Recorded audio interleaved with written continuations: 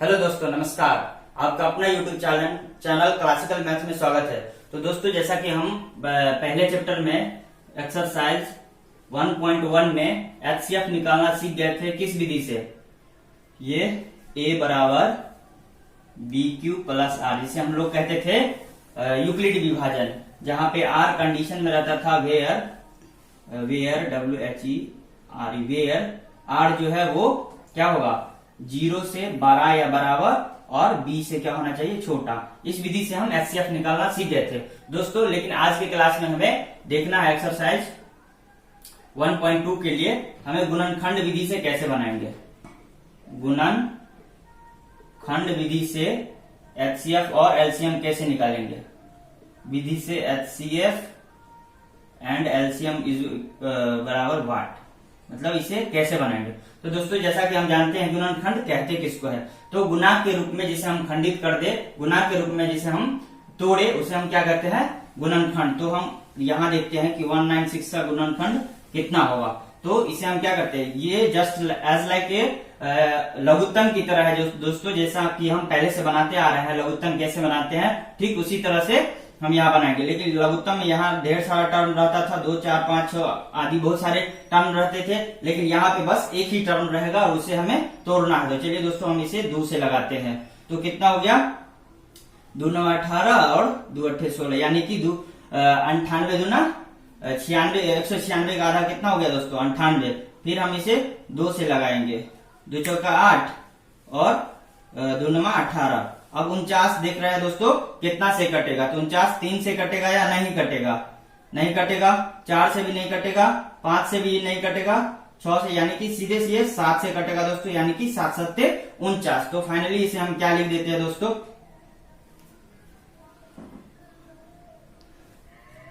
तो फाइनली इसे हम क्या लिख देते हैं दोस्तों, यहाँ पे चलिए अब लिखते हैं हम इसे 2 गुना 2 गुना 7 गुना 7। ये हमारा क्या हुआ दोस्तों, यहाँ पे इसे बाहर में जो भी बच जाता है उसे हम गुना के रूप में लिख देते हैं। तो चलिए दोस्तों, इसे हम लिख तो दिए, तो अब हम क्या करेंगे, ये हमारा जो हो गया, यानी कि 196, इसका ये क्या हो गया, 196 का अगर हम कहेगा कि हमें गुणनखंड बताइए, गुणनखंड दिखाइए, तो हम इसे कैसे लिखेंगे दोस्तों, तो इसे हम लिखेंगे 2 गुना 2 गुना 7 गुना 7। ये हमारा जो टर्म है दोस्तों, ये क्या हो गया, 196 का गुणनखंड हो गया दोस्तों। अब इसे हम किस टर्म में, इस टर्म में भी लिख सकते हैं। अगर हमें घात के रूप में कहेगा तो कैसे लिखेंगे, तो घात के रूप में कहेगा तो 2 के पावर 2 इंटू 7 के पावर 2, ये हमारा घात के रूप में हो गया। तो 196 का ये भी गुणनखंड ही हुआ दोस्तों, लेकिन किस फॉर्म में, किस टर्म में, तो ये हुआ पावर के टर्म में, यानी कि घात के रूप में। ये हमारा क्या हुआ, ये हमारा क्या हुआ, 196 का गुणनखंड हुआ। तो अब दोस्तों हमें कहेगा, यहाँ तो हम गुणनखंड कर दिए, अब गुणनखंड विधि से हमें कह रहा है एचसीएफ और एलसीएम निकालिए। तो गुणनखंड विधि से जब भी एचसीएफ और एलसीएम कहेगा दोस्तों, तो हमें 2 टर्म, यानी कि 2 नंबर दे देगा। क्या दे देगा, 2 नंबर। 2 नंबर में क्या दे देगा, एगो हमको 96 दे देगा, एगो बोलेगा 188। ई दोनों का हमको एलसीएम बताओ, ई दोनों का हमको लघुत्तम महत्तम बताओ, कौन से विधि से, गुणनखंड विधि से। तो चलिए दोस्तों, हम इसे गुणनखंड करते हैं, ऐसा में क्वेश्चन टर्न बनेगा, ठीक है दोस्तों। तो चलिए हम 96 को गुणनखंड करते हैं और 188 को गुणनखंड करते हैं। तो चलिए हम करते हैं दोस्तों। आप लोग तो जान गए हो कि 96 का हम गुणनखंड करेंगे तो कितना आता है हमका, 2 से करेंगे, 2 चौका 8, 2 8 16, फिर 2 से 24 दूना 48, फिर 2 से 12 दूना 24, फिर 2 से 2 छक्के 12, फिर 2 से 2 तिया 6। तो ये मेरा क्या हो गया, 96 का गुणनखंड हो गया। तो 96 का गुणनखंड हमें करने से क्या आता है दोस्तों, 2 गुना 2 गुना 2 गुना फिर 2 गुना 2 गुना 3, ये हमारा क्या आया, 96 का गुणनखंड। अब हम क्या करेंगे दोस्तों, 188 का भी गुणनखंड करेंगे। क्या करेंगे, 188 का गुणनखंड। तो हम करके देखते हैं दोस्तों, 188 का गुणनखंड। तो फिर इसे 2 से करेंगे, तो 2 9 18, 2 चौका 8, फिर 2 से करेंगे, 2 चौका 8, 2 7 14। अब हम देखते हैं दोस्तों, यहाँ मेरा जो 47 है वो क्या किसी संख्या से कट रहा है, तो हम देखते हैं यहाँ मेरा 47 जो है दोस्तों वो किसी भी संख्या से नहीं कट रहा है। तो हम इसे सीधे क्या लिख देंगे, 2 गुना 2 गुना 47। यहां तक कोई भी दिक्कत नहीं दोस्तों, यहां तक हमें समझने में कोई भी दिक्कत नहीं है। अब हम इसे आगे क्या लिख देते हैं, इसे हम एक और टर्म में लिख देंगे। किस टर्म में दोस्तों, इसे हम घात के टर्म में लिख देंगे। घात के टर्म में क्यों लिखेंगे, तो उसका हमें आगे यूज होगा, इसलिए हम चलिए दोस्तों पहले इसे हम घात के टर्म में लिखते हैं। तो हम क्या करते हैं, चलिए इसको लिख देते हैं 1 2 3 4 5। 5 को 2 है, तो चलिए हम 1 को 2 के पावर 5 कर दिए। ऐसा क्यों किए दोस्तों, क्योंकि घात में आगे हम लोग पढ़ेंगे, या हम लोग पिछले क्लास में भी ऐसा पढ़ चुके हैं कि 2 के पावर 5 है, तो इसको हम फैला के ऐसा भी लिख सकते हैं। लिख सकते हैं कि नहीं दोस्तों, ऐसा हम लिख देंगे। तो ठीक इसको, अगर इसको इस टाइप में लिखेंगे तो इसको हम फिर इस टाइप में तो लिख सकते हैं। तो वही तो यहाँ किया दोस्तों, यहाँ ये जो 5 को 2 था उसको हम सीधे मतलब सिमटा के लिख दिए, यानी कि 2 के पावर 5 में लिख दिए। तो चलिए यहाँ लिख दिया, बच गया क्या यहाँ पे गुना 3। अब यहाँ पे क्या बचा है दोस्तों, 2 के पावर 2 और यहाँ गुना 47। ये हमारा क्या हुआ, दोनों का गुणनखंड। किसका, 96 का गुणनखंड ये आया और 188 का गुणनखंड। अब दोस्तों मेन पॉइंट पे आते हैं कि हमें एलसीएम और एचसीएफ बनाएंगे कैसे, वो भी गुणनखंड विधि से। तो इसमें सबसे पहले हम ध्यान देंगे दोस्तों, पहला हम नोट लिख देते हैं, आप लोगों को याद रखने के लिए नोट लिख देते हैं कि एचसीएफ के लिए जो करेंगे, एचसीएफ के लिए करेंगे कि जो दोनों में कॉमन होना चाहिए। दोनों में कॉमन का मतलब दोस्तों जो दोनों में होना चाहिए। यहां हमें देखने को मिलता है कि ये 2 के पावर 5 और ये 2 के पावर 2, ये हमें देखने को मिल रहा है कि ये दोनों में है। तो हम सबसे पहले करेंगे कि दोनों में कॉमन हो। क्या करेंगे दोस्तों, दोनों में कॉमन हो। तो कॉमन तो है, दिख रहा, तो दोनों में कॉमन होते हो और क्या हो कि पावर जिसका, या घात बोलिए दोस्तों, घात छोटा, घात में छोटा हो। ये हमारा एचसीएफ का रामबाण है दोस्तों, जिसे हम हमेशा के लिए याद रखेंगे। जब भी गुणनखंड विधि से बनाएंगे तो एचसीएफ को हम ऐसा ही यही चीज ध्यान रखेंगे और इसी से हम बनाएंगे। तो चलिए दोस्तों हम एचसीएफ बनाते हैं। तो क्या करेंगे, यहाँ 2 के पावर 2 है और यहाँ 2 के पावर 5 है, तो इस दोनों में 2 कॉमन है, तो छोटा वाला घात लेंगे जिसका घात छोटा हो। तो किसका घात छोटा है, 2 के पावर 2, यानी कि 2 के पावर 2 वाला घात छोटा है। तो हम लिख देंगे सीधे एचसीएफ बराबर 2 के पावर कितना, 2, यानी कि इसको हम लिख देंगे फाइनली 2 गुना 2, तो मेरा कितना होगा, ये 4 जो हो गया मेरा एचसीएफ हो गया आंसर। तो दोस्तों यहां तक एचसीएफ निकालने में हमें कोई भी दिक्कत, कोई भी परेशानी, चलिए हम इसे फिर से एक बार समझ लेते हैं कि हमें 2 टर्म इस तरह से दे दिए होंगे, उसमें कहेगा गुणनखंड विधि से महत्तम और लघुत्तम निकालिए। तो दोनों टर्म का हम अलग अलग क्या करेंगे, गुणनखंड कर लेंगे। गुणनखंड करने के बाद दोनों का क्या करेंगे, पावर के रूप में उसे हम सजा के लिख लेंगे। अब पावर के रूप में सजाने के बाद मेरा नोट बनता है कि एचसीएफ अब बनाएंगे कैसे। तो एचसीएफ बनाने के लिए हमें ध्यान में रखना होगा कि जो दोनों में कॉमन हो, दोनों में कॉमन दिख रहा है। अब दोनों में कॉमन में हम क्या लेंगे, तो दोनों में कॉमन में जो छोटा होगा पावर जिसका, उसको लेंगे। तो छोटा पावर किसका है, 2 दोनों में कॉमन है, छोटा पावर 2 के पावर 2 है, तो इसको हम क्या किए, छोटा पावर वाला ले लिए। तो अब छोटा पावर को फैला दिया कितना, 2 गुना 2, जिसका रिजल्ट क्या आया 4, और यही मेरा आंसर। तो हमें ऐसा लग रहा है दोस्तों कि आप लोगों को एचसीएफ अच्छे से सीख गए होंगे। तो चलिए अब हम इसका एलसीएम कैसे निकालेंगे। ये तो एचसीएफ का नियम था, और एलसीएम कैसे निकालेंगे।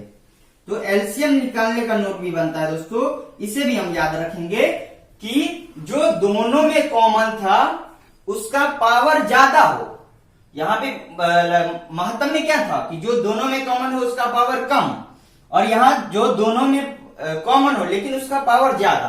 तो दोनों में कॉमन में 2 कॉमन है, तो पावर ज्यादा वाला कौन है, 2 के पावर 5, तो 2 के पावर 5 लिख देंगे। ठीक है दोस्तों, अब 2 के पावर 5 लिख दिए, जो कॉमन था उसका ज्यादा वाला पावर लिख दिया। अब उसके बाद जो मुझे बच गया, आप पूरा को हम यहाँ पे लिख देंगे। तो उसके यहाँ इस दोनों में हम 2 के पावर 5 लिख दिए, तो ये दोनों तो खत्म। अब इसके बाद बच क्या गया, यहाँ 3 बचा और यहाँ 47 बचा, यानी कि 47 बचा। तो अब हम इसको लिख देते हैं 3 और क्या बचा 47। अब इसको हम फाइनली लिख देंगे, 2 के पावर 5 को आप फैला के लिख देंगे कितना, 2 गुना 2 गुना 2 गुना 2 गुना 2 और गुना 3 और गुना 47। अब इस सबको हम गुना करके जो मेरा रिजल्ट आएगा वही मेरा आंसर हो जाएगा दोस्तों, वही मेरा एलसीएम हो जाएगा। तो चलिए हम इसे करके देखते हैं। तो 2 के पावर 5, 2 दूनी 4, 4 दूनी 8, 8 दूनी 16, 16 दूना 32।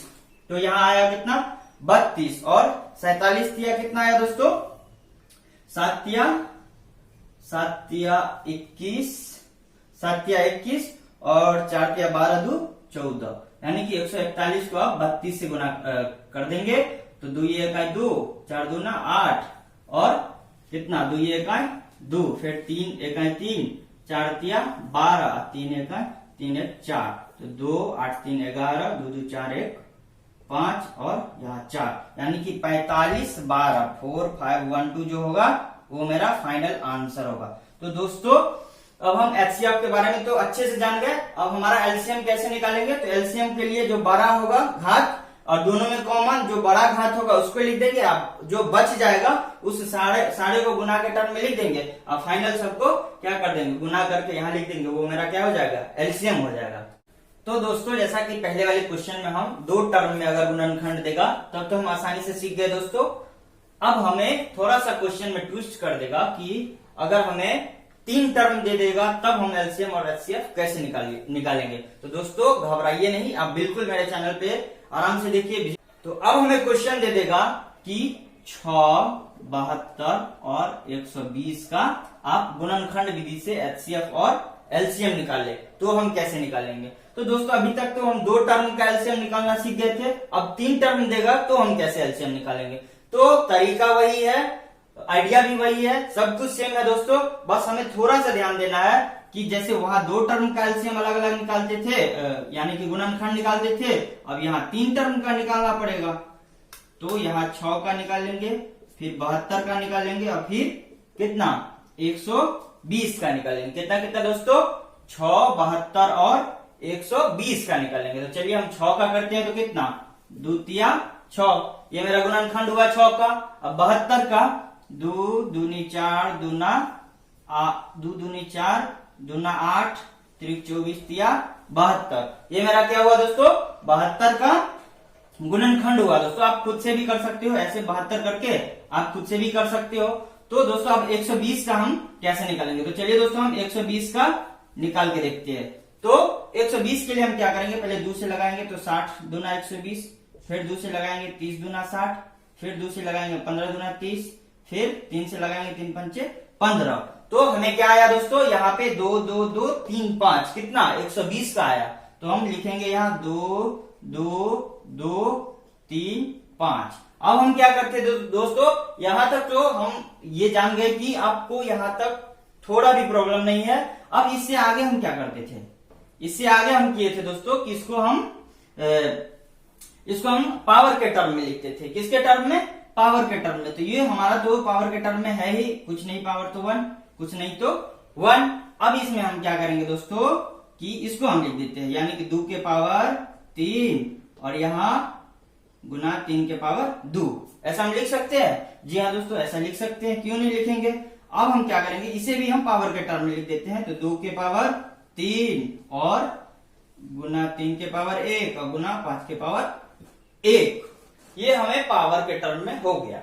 अब हम महत्तम के लिए दोस्तों आप लोग याद कीजिए कि महत्तम के लिए हम क्या नोट्स दिए हैं कि जो तीनों में कॉमन हो, और कॉमन रहते हुए क्या जो सबसे छोटा वाला पावर हो। तो तीनों में कॉमन 2 आ रहा है, 2 है 2 है, फिर 3 है 3 है 3 है, यानी कि 2 और 3 ये तीनों में कॉमन है। तो मौसा निकालने के लिए हम क्या करते थे, जो तीनों में कॉमन है और जो सबसे छोटा वाला पावर है उसको लिखते हैं। तो यहाँ पावर 3 है, यहाँ पावर 3 है और यहाँ पावर 1 है, तो हम पावर 1 वाला लेंगे, यानी कि 2 के पावर 1।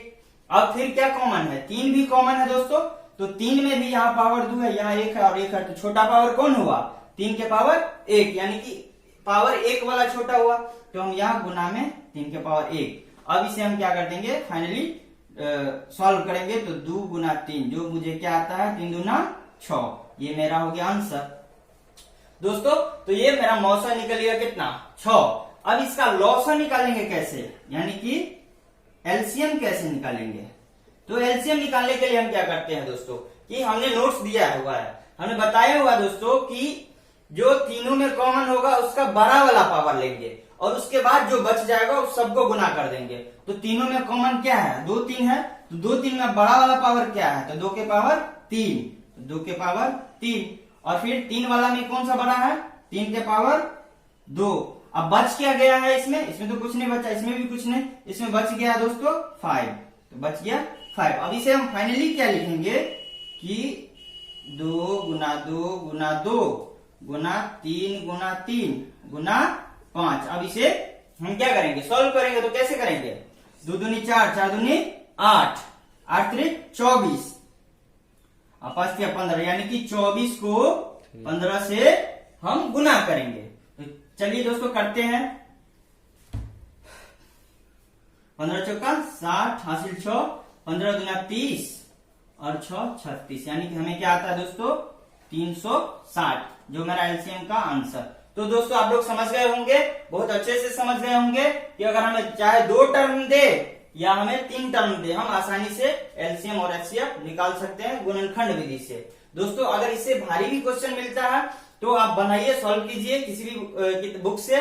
और अगर आपको प्रॉब्लम आता है तो हमें कमेंट बॉक्स में लिखिए, हमें आपके कमेंट्स का हमेशा इंतजार रहता है दोस्तों, हम उसका तुरंत रिप्लाई करेंगे। जी धन्यवाद।